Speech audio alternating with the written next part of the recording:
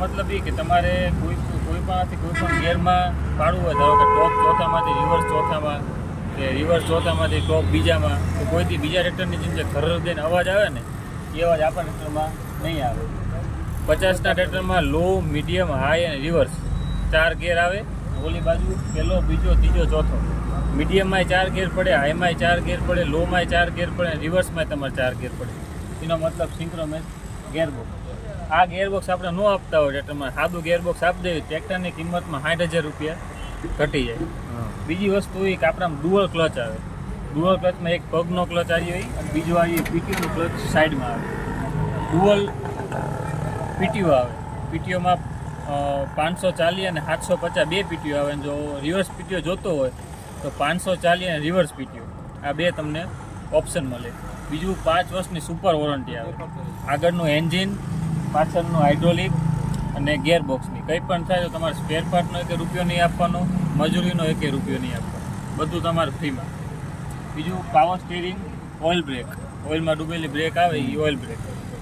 બીજી વસ્તુ એ કે તમારી સેફટી માટે, ધારો કે આ જે પીટીઓનો દાંડો છે યલો કલરનો, એ આગળ કરો એટલે તમારે પીટીઓ ચાલુ થાય. આ આગળ કરો એટલે પાછળ તમે રોટાવેટર અથવા હલર જોડેલું હોય તો એ ફરવાનું ચાલુ થાય. હવે અત્યારે આપણે આ ટ્રેક્ટર ચાલુ કર્યું,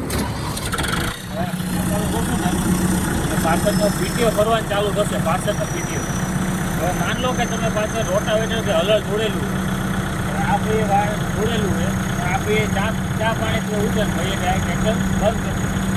આપણા ટ્રેક્ટર બંધ થઈ ગયું, આ પીટીઓ ચાલુ હોય.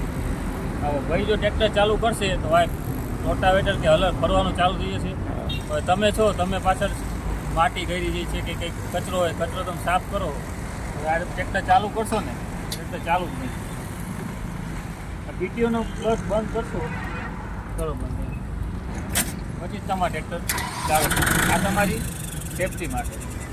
બીજી વસ્તુ એ કે આગળ 7.5 અને પાછળ 16ના ટાયર, આગળ 100 કિલોનું બમ્પર, 100 કિલોનું વજનિયું, 2 ટાયરમાં 50-50 કિલોના બીજા વજનિયા, પાછળ પલ્ટીયરની વાલકીટ, આરટીઓ, વીમો, પાસિંગ બધું ઓન રોડ સાથે આપી આવતા રહો. પાછળ ટ્રેક્ટરની કિંમત કહી દો તો.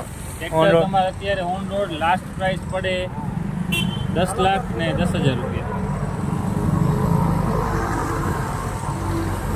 પીટીઓનો દાંડો આવે 540 અને રિવર્સ કરવું હોય, રિવર્સ પીટીઓ તો અહીંયાથી થાય, અથવા 540 750 તમે જે નક્કી કર્યું હોય અહીંયાથી તમારે થઈ જાય.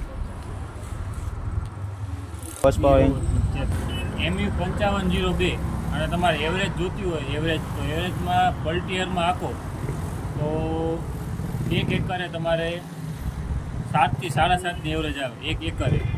બીજું તમારા પાછળની હાઇડ્રોલિકની કેપેસિટી 2100 કિલોની આવે, 2100 કિલો. અને આખા ટ્રેક્ટરનો વજન 2302 કિલો આજુબાજુ. 1 વર્ષની વોરંટી આવે, ટાયરની, બેટરીની, વાયરિંગની બધા. 5 વર્ષની એન્જિન, હાઇડ્રોલિક અને ગેરબોક્સ 3 બીજું.